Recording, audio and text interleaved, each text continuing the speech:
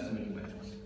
Why is investment bank business regarded as more risky than commercial bank business?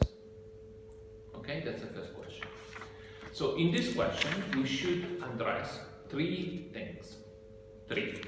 First,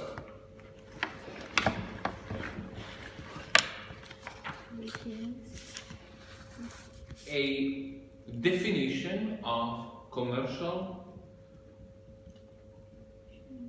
banks and investment banks.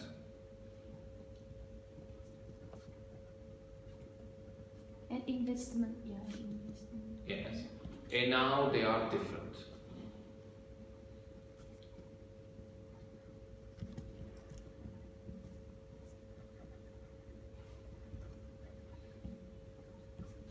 First thing.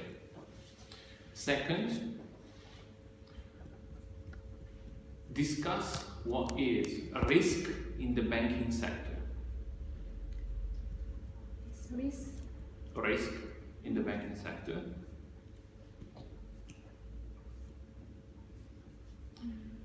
And then the third three is compare and contrast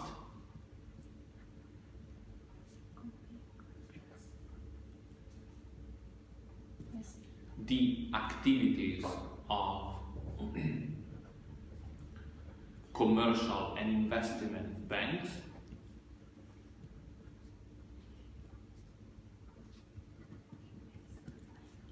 from a risk point of view. From the risk? From a risk point of view. Okay?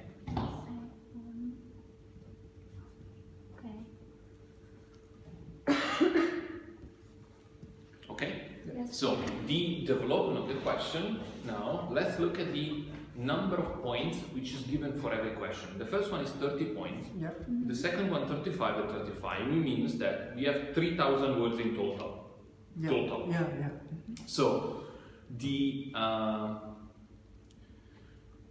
first one is a bit shorter than the other two. Let's say that this one is maximum 1,000 words, maximum.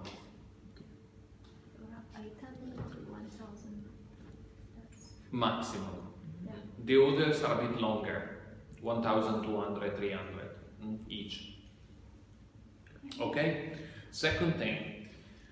Second question. Drawing on economic theory, explain the reasons for regulating banks using restrictions such as the Volcker rule and minimum capital ratios. Okay? So, do you know what is the Volcker rule? Volcker rule.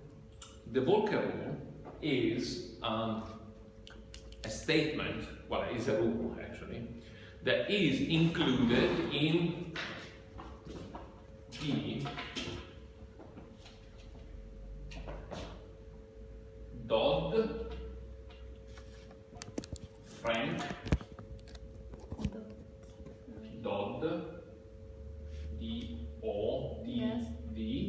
Frank Act. Okay? The Volcker rule is included here.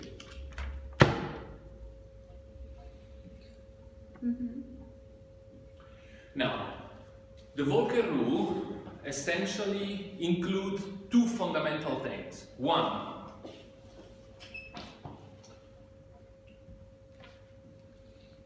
separation of commercial and investment banks. First,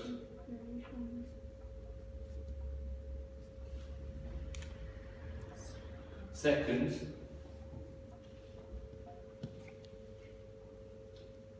no proprietary trading. No proprietary trading. That means, essentially, banks cannot trade with their own assets. Okay? So, if you have Česká spořitelna, you cannot trade with Česká spořitelna assets. Okay? That's a key. Okay.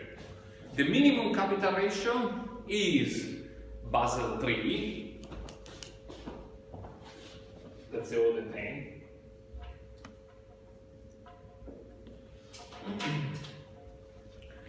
And minimum capital ratios are defining the amount of capitals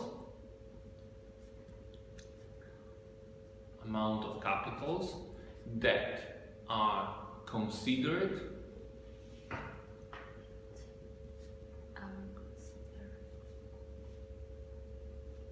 to be safe for banks and financial institutions. Okay?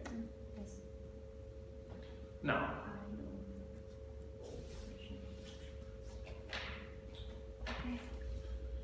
drawing on economic theory now, the second question, what does it mean? Which economic theory we are going to look at? Do you remember that when we were talking about in class for the definition of the interest rate, at some point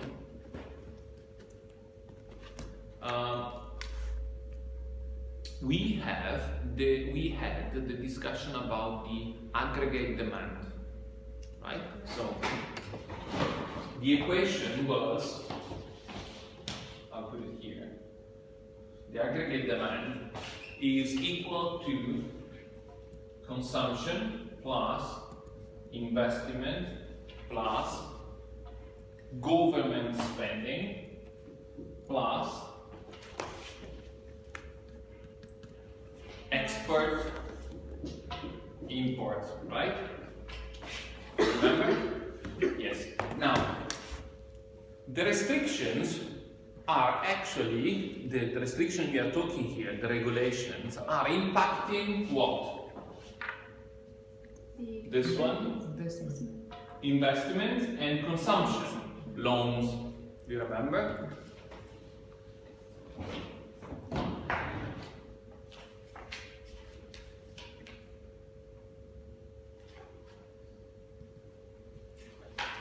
The other economic theory we include is in your book, we did it in class together, in chapter 4, and is the loanable funds theory. Do you remember? Remember? This one, loan funds theory. Loanable funds theory, chapter 4 of your book. The supply of loans obviously is impacted by that. Oh, it's okay. No, you can. So I don't have here. You don't have to scream. Sorry, it's just. Okay.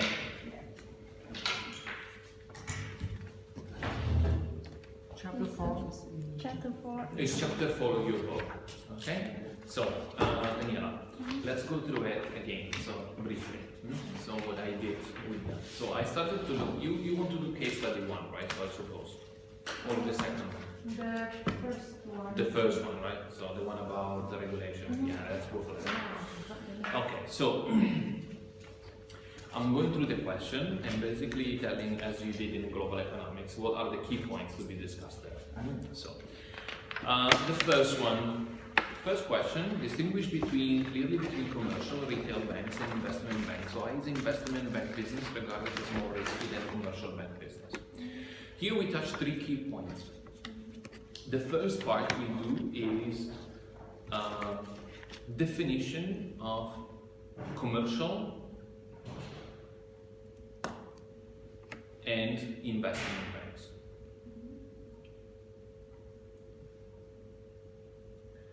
And how they are different, right? So we compare them, differences. Second, we need to discuss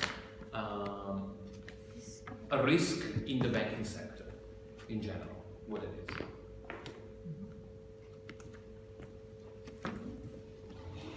Third one,